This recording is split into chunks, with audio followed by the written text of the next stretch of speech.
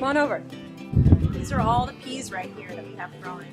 They can be kind of camouflaged in all the leaves, so you have to really get in. Oh, there's one. See?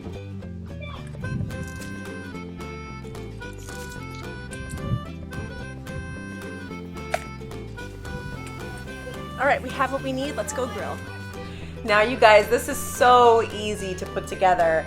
Just pour the pea pods into a bowl, drizzle with some olive oil, a little salt, and freshly cracked black pepper. Toss them around and then take them out to the grill.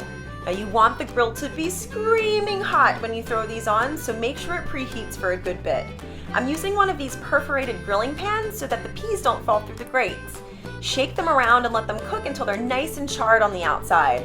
Pour them into a serving bowl and sprinkle with lots of coarse flaky sea salt.